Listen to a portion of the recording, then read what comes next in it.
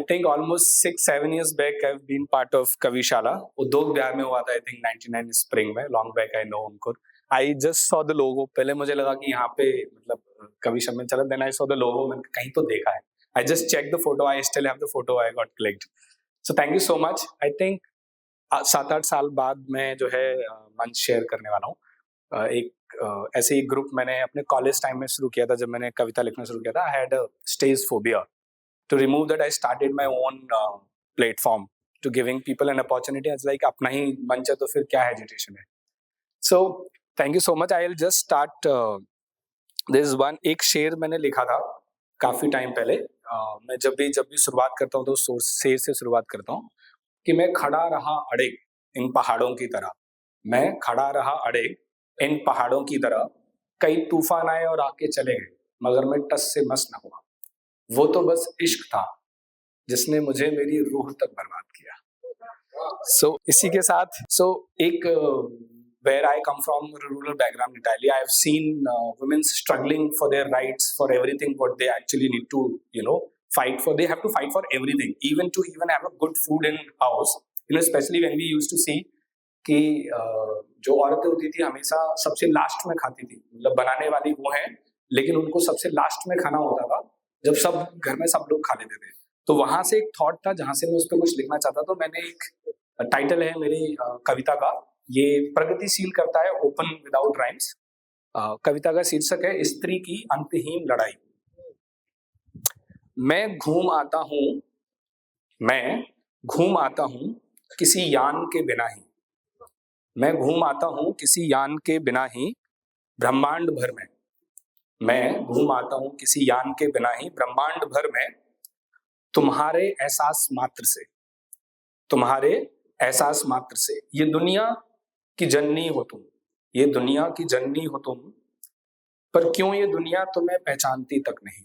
पर क्यों ये दुनिया तुम्हें पहचानती तक नहीं. लड़नी पड़ती है तुम्हें हर लड़ाई. लड़नी पड़ती है तुम्हें हर लड़ाई. अपने अस्तित्व की, अपने अधिकार की, रोज मरते हुए जीने की लड़ाई.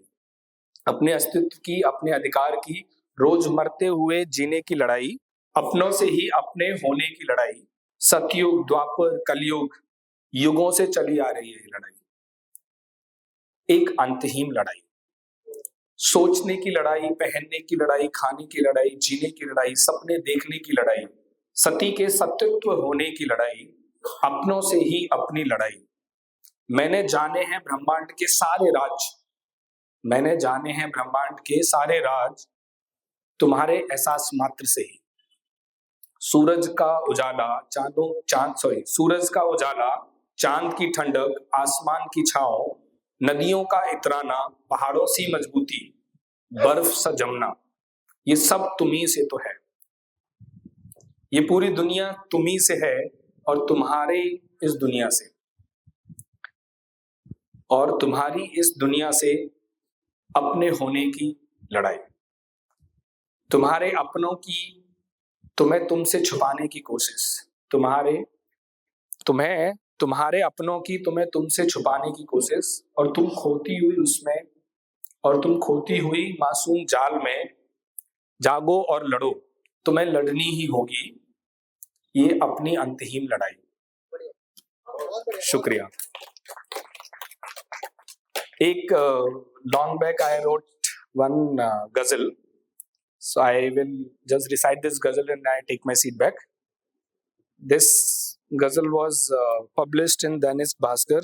So I am not able to find out all the writings. I have written like almost 5,000 poems and I lost all of them because I wrote it in my mobile.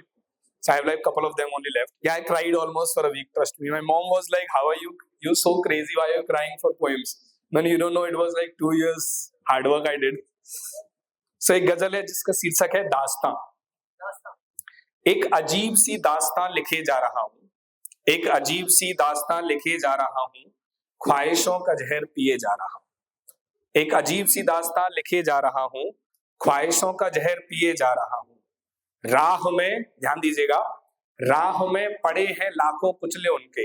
राह में पड़े हैं लाखों कुचले उनके, फिर भी मैं गुलाब दिए जा रहा हूँ.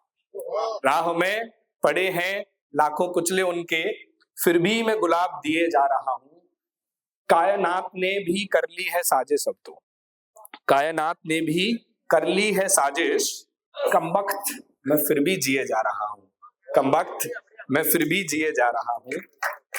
अपना खुद का ठिकाना तो है नहीं, अपना खुद का ठिकाना तो है नहीं, मगर सबका पता लिए जा रहा हूँ, मैं सबका पता लिए जा रहा हूँ। बहुत बहुत शुक्रिया, thank you so much again Ankur, and I really want to say thank you for Kavishala. I think it has given the munch. I think Kavi, what they look for, they always look somebody who can listen their poems, and I think this is what Ankur has done. Thank you so much, Ankur, to creating this.